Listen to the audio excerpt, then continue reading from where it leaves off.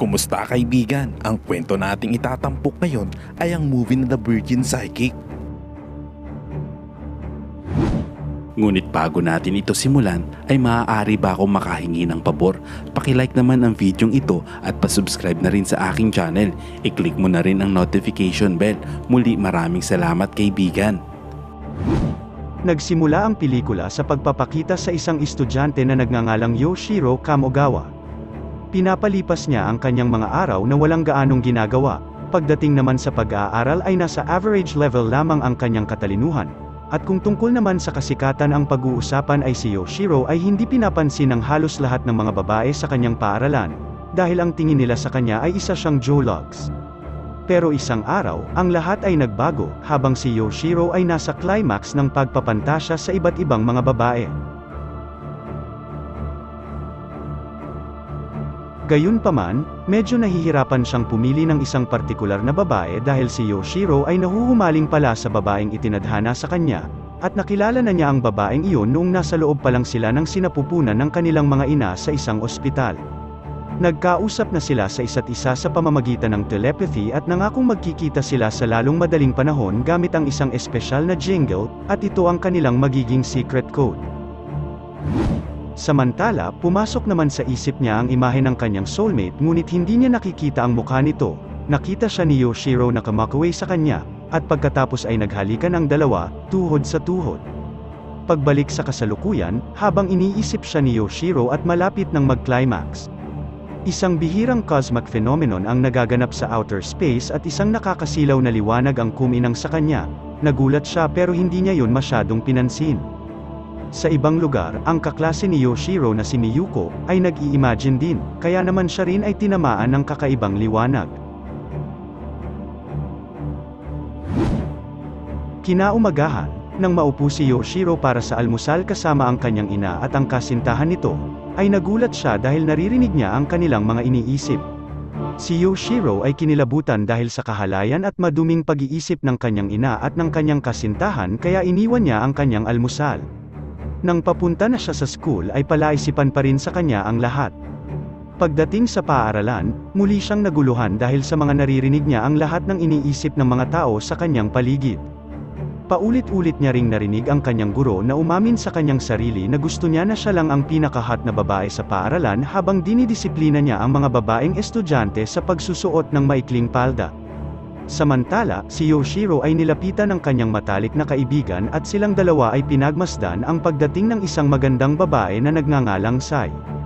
Si Sai ay isang bagong estudyante at si Yoshiro ay agad na nabighani sa kanyang kagandahan. Biglang inangat ng ihip ng hangin ang palda ni Sai, at dahil doon ay nakita ang kanyang panloob na damit. At dahil doon, si Yoshiro at ang kanyang kaibigang lalaki ay nagkaroon ng paninigas ng ugat sa katawan. Nakita ito ni Miyuko at lumapit siya sa kanila at nagpasyang ipahiya ang dalawang lalaki. Ikinagalit naman ito ni Yoshiro, kaya nagsimula na siyang basahin ang kanyang isipan.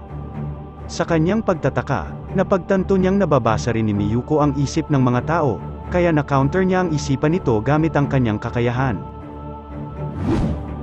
Sa ibang eksena, habang nasa klase, ipinakilala ng guro si Sai sa lahat. Muli siyang nakita ni Yoshiro at nagsimula siyang mapaisip kung si Sai ba ang babae na itinadhana sa kanya. Lumipat ang eksena sa Tokyo University, at makikita si Professor Asami at ang kanyang assistant na si Miss Akiyama at pinag-uusapan nila ang tungkol sa psychic activity na lumalaganap sa kanilang bayan.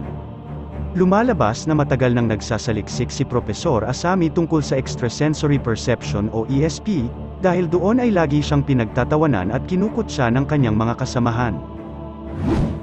Sa ibang lugar, pagkalabas sa eskwelahan, si Yoshiro ay bumili ng libro tungkol sa ESP, na naglalaman ng pag-aaral tungkol sa telepathy, telekinesis, teleportation, at clairvoyance, dahil doon ay nagkaroon lalo siya ng kalituhan sa kanyang pag-iisip. Pagkatapos, sa kanyang pag-uwi, si Yoshiro ay nakita ang kanyang kaibigang matandang mahilig, na nagngangalang Teru. Siya ay nagmamay-ari ng isang restaurant at ginugugol ang kanyang libreng oras sa pagpapantasya tungkol sa pakikipagtservahan. Sa kanilang pag-uusap ay ipinakita niya kay Yoshiro ang mga toys for the boys nito. At ipinakita rin ito ang kanyang telekinetic power, kung saan maaari niyang iangat ang mga bagay kahit hindi niya ito hinahawakan. Gayunpaman, ang kapangyarihan ni Teru ay limitado lamang sa mga pangsekswal na bagay. Kinabukasan, nagpa siya si Yoshiro na lapitan si Sai ngunit sa kanyang paglalakad ay nabasa niya ang isip ng isang kapwa niya estudyante. Ito ay si Enomoto, at nalaman niyang binabalak nitong maghubad sa harap ni Sai at iba pang mga babae. Sinubukan ni Yoshiro na pigilan siya ngunit nagulat ito dahil si Enomoto ay may kakayahang mag-teleport mula sa isang lugar patungo sa ibang lugar. Pumunta siya direkta sa loob ng locker room ng babae at ipinakita nito ang kanyang hubad na sarili, ngunit nabigo ang kanyang plano. Pagkatapos noon ay ipinatawag nina Profesor Asami at Ms. Akiyama ang mga taong may psychic power at tinipon sila sa isang lugar. Sa oras ng pagtitipon, napag-alaman na si Ms. Akiyama ay mayroon din palang kakaibang kapangyarihan, nasa kanya ang kapangyarihan kung saan nagagawa niyang mahulaan ang hinaharap o future ng sinumang tao ang tumingin sa kanyang bra. Nakasama sa pagpupulong sina Yoshiro, Teru, Enomoto, Miyuko, at isa pang nakakatakot na estudyante na nagngangalang Yabi. Sinabi ni Yabi na siya ay clairvoyant, na nagbibigay sa kanya ng kakayahang makakita sa mga nakatagang bagay, parang X-ray machine. Wow, sana all! Hindi nagtagal, ipinakilala ni Profesor Asami ang kanyang sarili at ipinaliwanag nito na nagsasaliksik siya tungkol sa ESP. Inihayag din niya na nakuha ni Yoshiro at ng iba pa ang kanilang mga kapangyarihan dahil sa isang misteryosong cosmic na lumabas sa kalawakan. Lumalabas na hindi lang sila ang unang nakakuha ng ESP. Dahil 200 taon na ang nakalilipas sa Duluth, Minnesota, nagkaroon ng isa pang psychic awakening. Ang mga cosmic ray ay tumama sa lungsod ng ang mga planeta ay nakahanay sa isang partikular na paraan at naibigay ang mga kapangyarihang ito sa ilang tao. Sa pagkakataong ito, ang mga kaparehong cosmic ray na iyon ay tumama naman ngayon sa Japan. Nakuha ni Yoshiro at ng iba pa ang kanilang mga power dahil una ay sila ay mga virgin pa. Pangalawa, nang tumama ang sinag sa bayan, lahat sila ay nakaramdam ng pangingilabot sa mga oras na iyon. Pangatlo, napansin agad nila ang kanilang kapangyarihan. Sinabi ni Asami na siya at ang kanyang team ay nagsisikap na gamitin ang powers na ito na nagmula sa universe para sa kabutihan. Sinabi din niya na ang mga psychic mula sa Amerika ay pinatay ng iba pang masasamang psychic. Ibig sabihin, may iba pang psychic sa kanilang bayan at baka abusuhin nila ang kanilang mga kapangyarihan at gamitin ito sa kasamaan. Sinabi ni Asami sa grupo na dapat nilang protektahan ang kanilang bayan at hindi matulad sa nangyari sa lugar ng Duluth. Pagkatapos, lumabas si Sai mula sa banyo at nalaman nila na siya ay anak pala ni Profesor Asami. Lumipat ang eksena sa tahanan ng isang babaeng nagngangalang Akiko, na nakakuha din ng psychic power. Kamakailan ay naglantad siya bilang isang tomboy at siya ngayon ay nasa isang misyon upang maghanap ng kanyang magiging kasintahan. Gayunpaman, dahil hindi siya pinapansin ng lahat ng kababaihan, sinimulan niyang gamitin sa mali ang kanyang kapangyarihan para e-freeze ang ibang mga babae at samantalahin ang pagkakataon habang hindi sila gumagalaw. Kalauna ng gabing iyon, may nagtatapon ng mga pang-adult toy sa school ni Yoshiro. Kaya sina Profesor Asami, Ms. Akiyama, at ilang detective ay mabilis na pumunta sa pinangyarihan.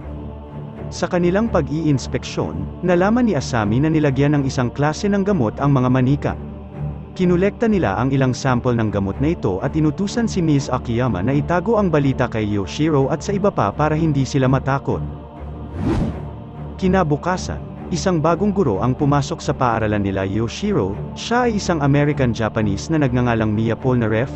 Si Ms. Polnareff ay very sex-positive, at sa kanyang unang pakikipag-ugnayan sa mga mag-aaral, nagbigay siya ng isang madamdaming talumpati.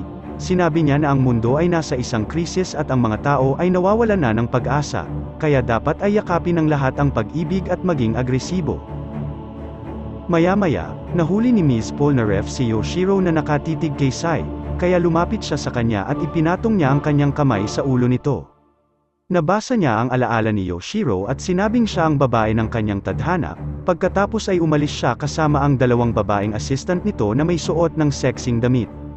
Lumalabas na si Polnareff ay isang psychic din. Samantala, pagkatapos suriin ang sample mula sa adult doll, napag-alaman ni Professor Asami na ang naturang chemical ay hindi nagmula sa Earth.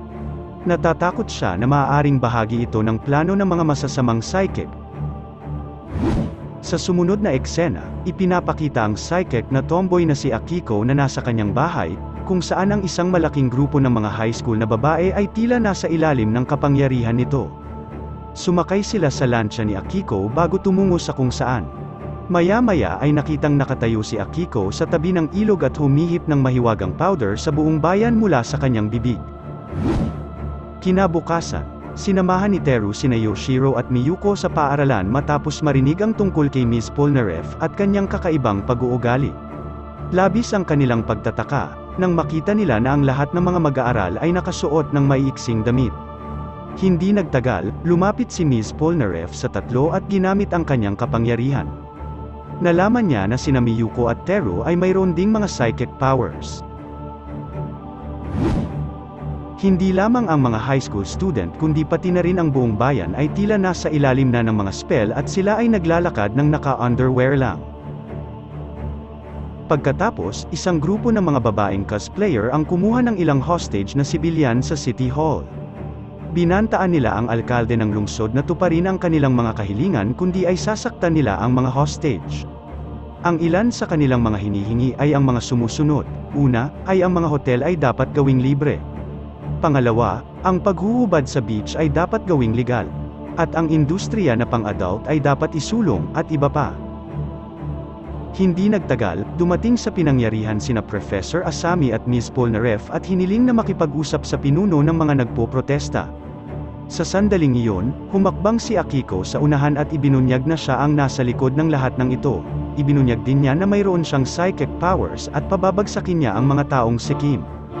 Pagkatapos ay inutusan niya ang mga babae na salakayin si Asami at ang iba pa. Biglang lumitaw ang isang misteryosong babae at minajak niya ang mga alagad ni Akiko, at ginawa silang mga manika. Nagulat si Akiko at agad siyang tumakas, habang ang lahat ay hindi makapaniwala sa mga nangyari. Nawala rin naman agad ang misteryosong babae nang hindi man lang nagpakilala. Pagkatapos ng klase, dumaan si Sai at ang kanyang mga kaibigan sa bahay ni Akiko. Wala silang kamalay-malay sa panganib na naghihintay sa kanila. Ang mga kaibigan ni Sai ay natakot sa bahay at sila ay mabilis na tumakbo palayo, ngunit nagawa naman ni Akiko na mahuli si Sai. Nang maglaon, nagawa rin niyang biktima si Miyuko. Sa ilang sandali, ang bayan ay nawala ng kontrol, ang lahat ay biglang nahumaling sa pakikipagtservahan at palagi silang nakakaisip ng hindi maganda. Ang makita ang lahat ng kababaihan sa bayan na nakasuot ng bikini ay nagbibigay sa bawat lalaki ng paninigas ng kanilang mga ugat, maliban kay Teru na hindi magawang mapatayo ang kanyang junjun, dahil dito ay nahiya siya. Ngunit si Ms. Polnareff ay nagsabi sa kanya na ang halaga ng isang lalaki ay hindi lamang sa kanyang pagkalalaki. Pagkatapos, si Yoshiro ay nakatanggap ng tawag mula kay Sai at hinihiling niya sa kanya na magkita sila sa isang hardin. Tulad ng kanyang panaginip, pinapanood ni Yoshiro si Sai na tumatakbo palapit sa kanya, habang kinakanta niya ang jingle at winuwagayway ang kanyang mga kamay. Nagpasalamat siya sa pagtulong niya sa kanyang ama sa kanyang pagsasaliksik tungkol sa ESP, pagkatapos ay lumapit ito para halikan siya at inaya niya itong makipagtservahan sa kanya. Nagulat naman si Yoshiro dahil hindi niya akalain na ganoon pala si Sai.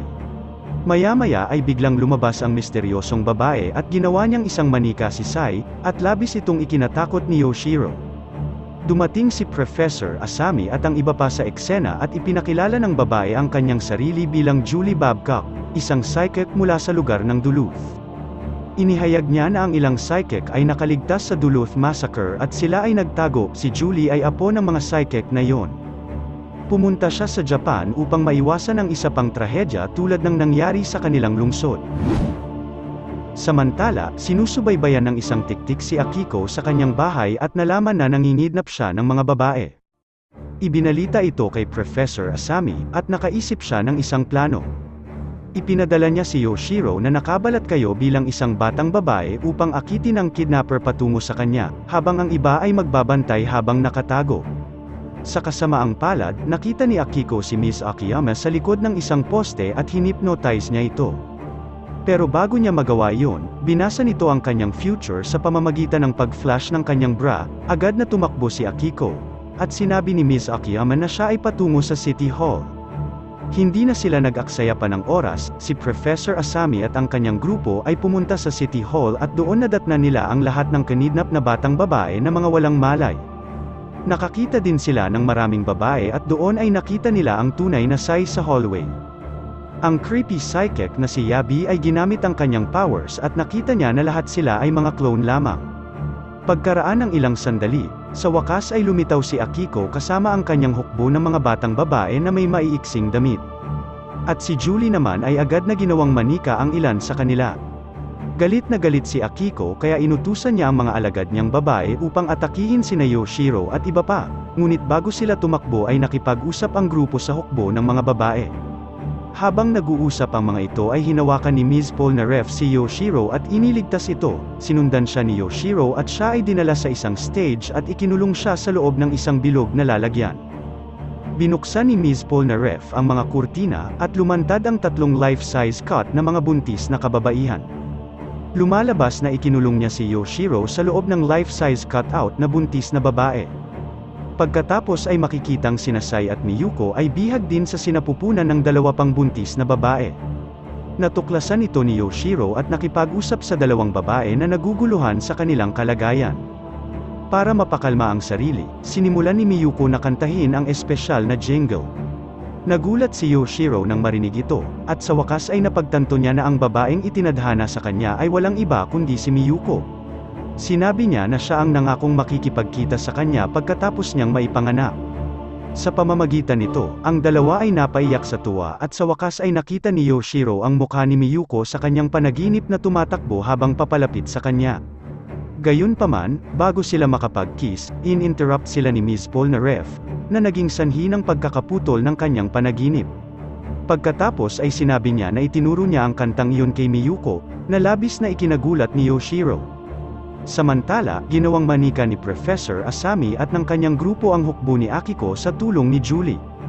Dahil wala nang mapupuntahan, sa wakas ay tinanggap ni Akiko ang pagkatalo, ngunit binalaan sila nito at sinabi na ang kanyang amo ay si Ms. Polnareff, at siguradong siya ay maghihiganti. Pagkatapos ay nilinis ni Julie ang kanyang kaluluwa at ipinahayag na si Akiko ay isa lamang puppet na kumikilos sa ilalim ng spell ni Ms. Polnareff. Sa impormasyong ito, sa wakas ay napagtanto ni Professor Asami na si Ms. Polnareff ay may kakayahang kontrolin ang mga alaala ng mga tao, kaya niyang burahin, baguhin, ilipat ang mga alaala, at minamanipula pa ang mga ito upang matugunan ang kanyang pangangailangan.